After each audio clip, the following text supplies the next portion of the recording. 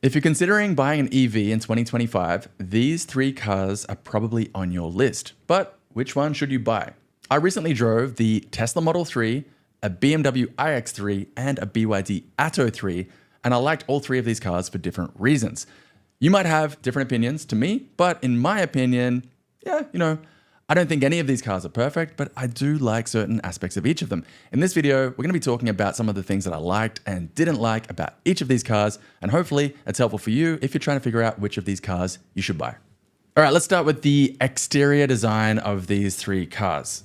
Okay, if you don't already know, it should be pretty obvious that the BMW iX3 and the BYD Atto 3 are SUVs, whereas the Tesla Model 3, it's a sedan. So it's not really an apples for apples comparison.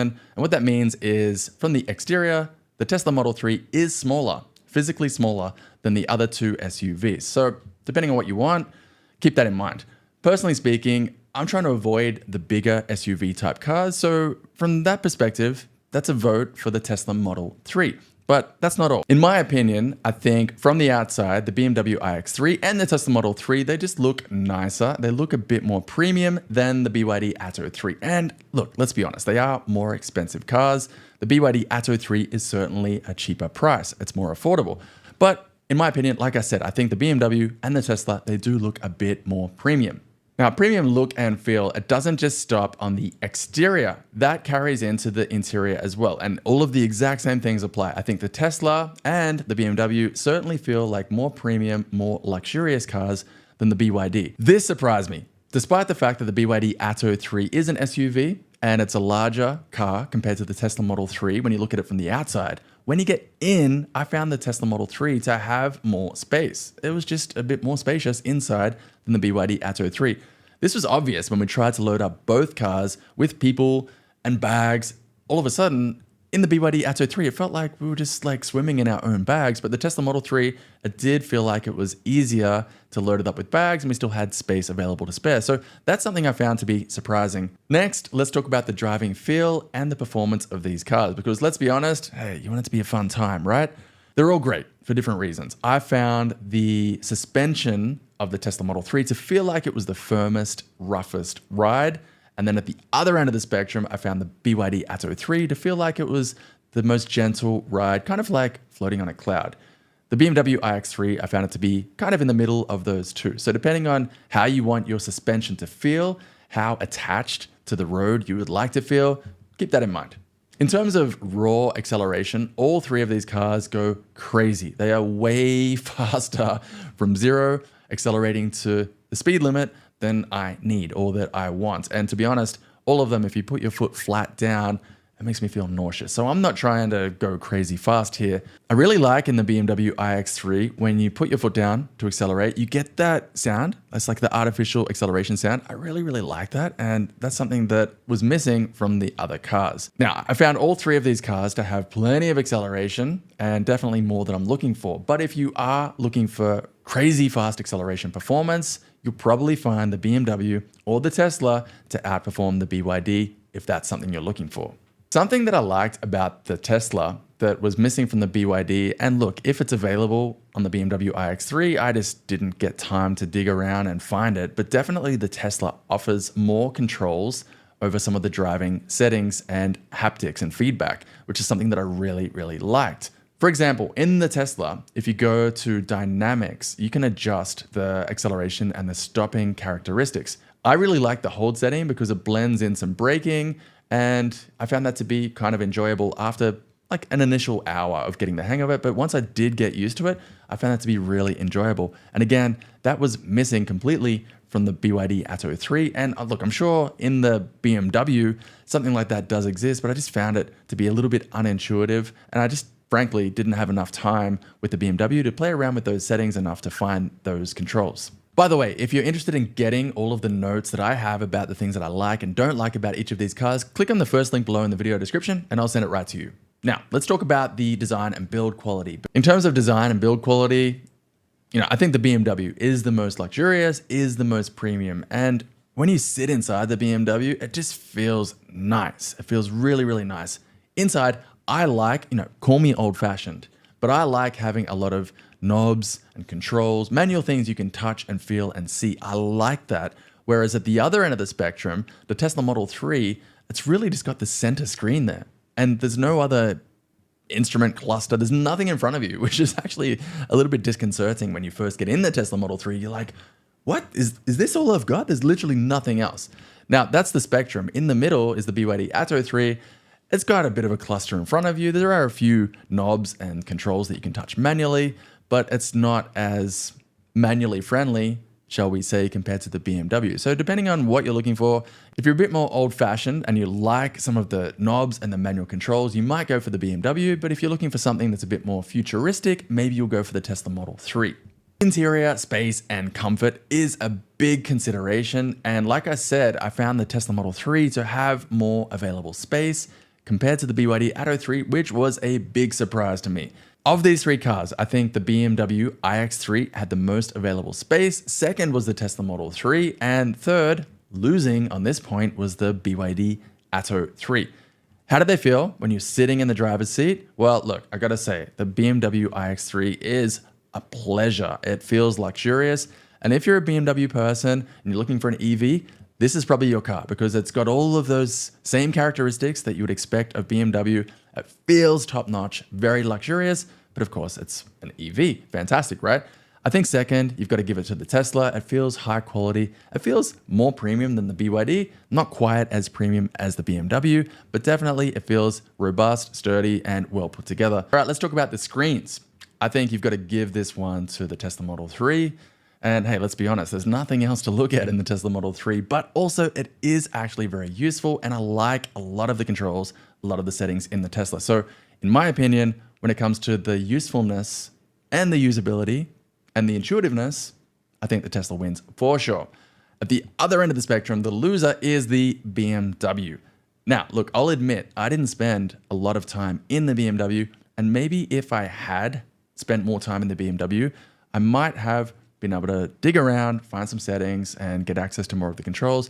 But in terms of like getting in the car and finding that screen to be intuitive and being able to use it, I found the BMW to be unintuitive. I really struggled with even simple things like how to get the navigation system going, even to the suburb, even just to the area that I wanted to go to. Forget the actual address, the hotel name, the restaurant you're going to, forget that. Even just heading in the right direction, I found the BMW to be quite unintuitive.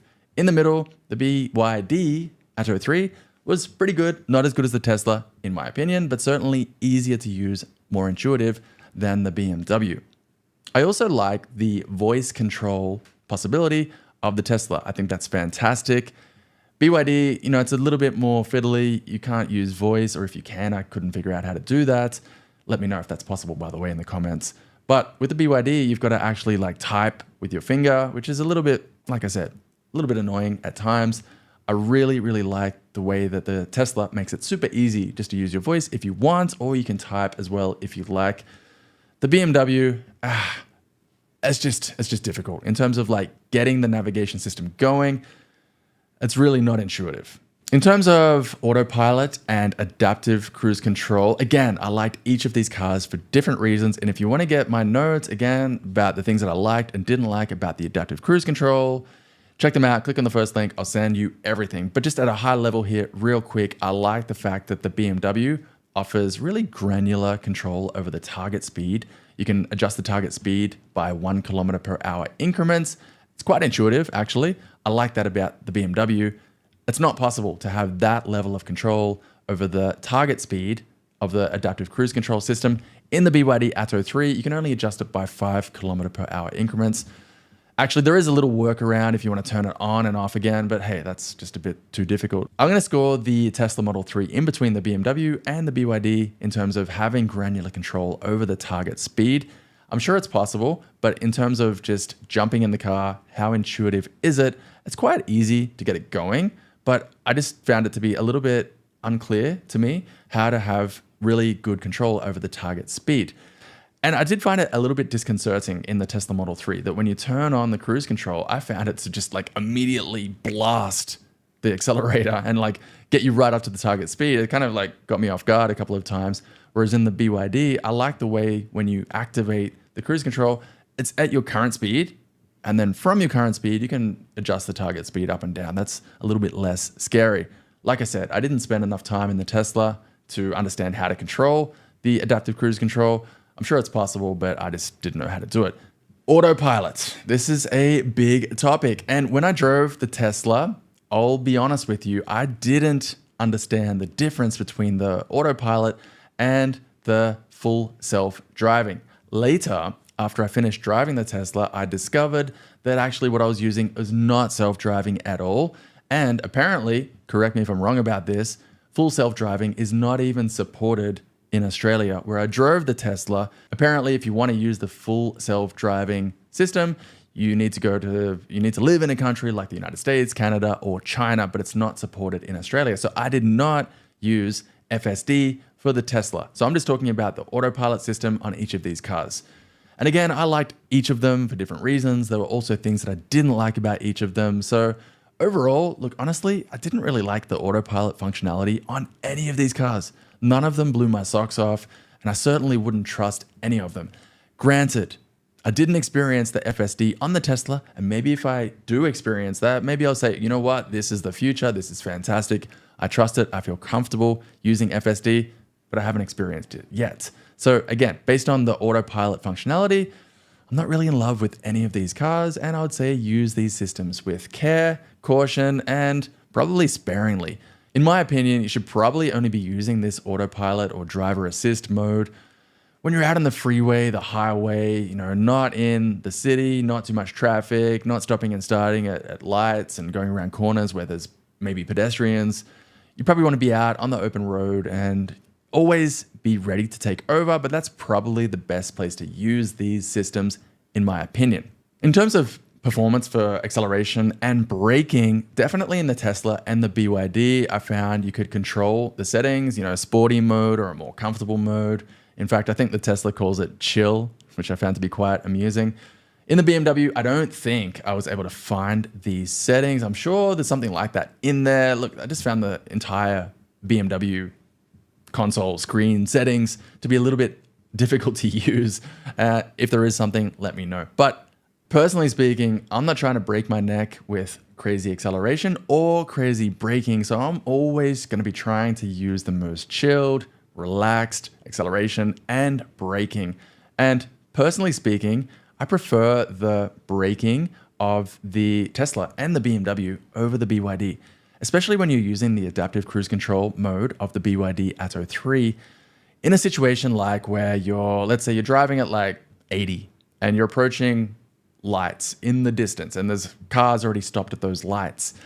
I find the BYD to be not the best at detecting and then slowing down and stopping at the lights. The BYD it's a little bit scary in those situations. It's like, hey, you gonna slow down? Are you gonna slow down? Whereas the Tesla does a much better job of detecting and starting to slow down if there's cars stopped or slowing far ahead of you. Similar with the BMW. I also like with the BMW, if you have the distance control between your car and the car in front set to the maximum distance, so like the most careful, the most gentle setting, I like the BMW. It never gave me a heart attack. It always felt comfortable. I was always okay with the way the BMW was handling the braking and the acceleration. Whereas the BYD, I just found even at the most gentle setting, like, hey, give me the most distance from the car in front, the BYD always was a bit like, it's a little bit closer than I'd like to be here. It's a little bit uncomfortable. I just felt like I was always a little bit more on edge in the BYD compared to the other cars. So on that point, I've got to give the BYD third place, the BMW and the Tesla, first and second, or maybe tied for first. Let's talk about range. And I'll be honest with you, again, this is not really an apples for apples comparison because there's a few things here we should talk about. Firstly, the BYD and the BMW, they're SUVs. The Tesla was a sedan. Also, I drove a lot more distance in the BYD than I did in the BMW and the Tesla. And the speeds, the conditions under which I was driving mostly on the freeway, on the highway in the BYD, whereas the Tesla and the BMW, I was mostly driving around town in the city, lower speeds. So keep that in mind. And look, because of that, I can only really talk about the range of the BYD Atto 3, not so much for the BMW or the Tesla, but regarding the BYD Atto 3 range, on those longer drives, at those higher speeds on the freeway, I've got to tell you, the range that the car is telling you that it can do should not be trusted. Should definitely not be trusted. If you're driving at the speed limit on the freeway for a long distance, you've got to heavily discount the range that the BYD Atto 3 is telling you because it is just completely unrealistic. I found if the car's telling you it can drive 470 kilometers, it can only do about 300. And in fact, I would be planning for a stop somewhere around 250 because if you don't, especially in a really remote place like Western Australia, where there's huge distances between towns, between available stops, you don't want to be stressing about if you're going to make it to the charging station, if you're going to make it to the next town. So I would say plan for a stop at approximately 50% of the range that the car's telling you, and you're not going to be embarrassed. Like I said, I don't feel like I drove the BMW or the Tesla enough, and certainly not enough on the freeway to really be able to talk about range anxiety and range performance. So if you've got experience driving the Tesla or the BMW and you can talk about range, please drop your thoughts in the comments so we can all see what you think. All right, let's talk about price and value for money. In terms of what feels the most premium, the BMW wins. Tesla comes second and the BYD comes third. And look, the price reflects the BYD. It's a more affordable car. It's not going to feel as luxurious. If we're just talking about straight value for money, and if money is the primary consideration, I think just go for the BYD. It's the cheapest. It's certainly the most affordable, but you're going to get like 80 to 90% of what you're going to get in the BMW and the Tesla. So you're not missing out on too much, but it's a lot more affordable than the other cars. So straight value for money, I think you have to go for the BYD Atto 3. Now, if money is not the primary consideration and you're like, hey, you know what? I just want the best. In my opinion, it's a toss-up between the Tesla and the BMW, depending on what's most important to you. Are you looking for an SUV? Do you prefer a sedan? Are you looking for firmer suspension, something a bit more gentle? Do you prefer the futuristic feel of the Tesla with all the new tech and the really minimalistic design inside, like literally nothing to look at, play with, touch besides that center screen? Whereas the BMW, like I said, it's got a lot of bells and whistles, knobs, things you can touch and play with. It's going to really come down to your personal preference. For me, honestly, I loved all three of these cars, but I particularly loved the Tesla and the BMW. So if you offered me, I can drive away with one of these cars for free, which one would I choose? It would be a tough decision. I really loved driving the BMW, but I also quite like the Tesla Model 3. I'd probably choose one of those ones if you're going to give me one of these three cars for free. Now I'm going to make some specific recommendations based on who you are and what's important to you, but keep in mind your opinion might be different. I'm just trying to help you out to make a decision here. If you are a family buyer, then you probably want to think about going for the SUV. But keep in mind, like I said, despite the fact that the BYD Atto 3 is an SUV, I found there to be more space inside the Tesla Model 3, which is something that you might not think to be the case, right? So keep that in mind. But look, so if your main consideration is just having some wheels for the family, you'd think the BYD Atto 3 or the BMW would be the best choices here because they're SUVs. But like I said, the Tesla has more space inside than the BYD Atto 3. So don't discount that either. It's completely up to you. I think all three of these cars are good for a family. Now, after driving these three cars, in my experience, in my opinion, because I know the Tesla Model 3 has more available space inside than the BYD Atto 3, and if money wasn't the main consideration, I would say don't choose the Atto 3, go for the Tesla or the BMW because they have more space inside. If you're a tech lover, then I think you've just got to go for the Tesla. The Tesla is awesome. It's got the most control. It's the most intuitive. It feels the most futuristic. Second place, yeah, probably the BYD. Probably the BYD. I'll be honest with you. The BMW, despite the fact that it's very comfortable, it's very luxurious, it's a pleasure to drive. If tech is your primary focus, your primary consideration, yeah, I don't think the BMW is going to be your choice. I think Tesla is the easy winner here. The BYD, probably second place, in my opinion. In terms of luxury, if that's your primary consideration, luxury, feeling like a premium, well-built car, BMW. The BMW is the winner. It is really a pleasure to drive. And this is something I was not expecting. Firstly, I was not expecting to drive the BMW because we actually made a reservation for the Tesla Model Y. The BMW was something we were thrown into at the last minute. But also, I was not really expecting to enjoy driving the BMW as much as I did. When I was thrown into the BMW, it took a few hours for me to come around. But when I did come around, after driving it for a day or two, it was like, wow, this car is awesome. It's such a pleasure to drive. So if feeling luxurious, something more premium is your primary consideration, definitely go for the BMW first. Tesla, yeah, it's probably a close second in terms of feeling nice. And let's be honest, the BYD is third place if this is your primary consideration. Like I said at the start of this video, these are all just my opinions based on some criteria that I made up myself that you may not agree with. So let me know in the comments what you think about each of these cars, which one you'd choose, or your experience driving any of these cars if you've had experience with them. And if you own an EV and you'd like to have your car featured on the channel, go to the website, evsmarts.com, get in touch with me, and let's see if we can connect to make it happen. And don't forget, if you want my notes about the things that I liked and didn't like about these cars, click on the first link below and I'll send everything right to you.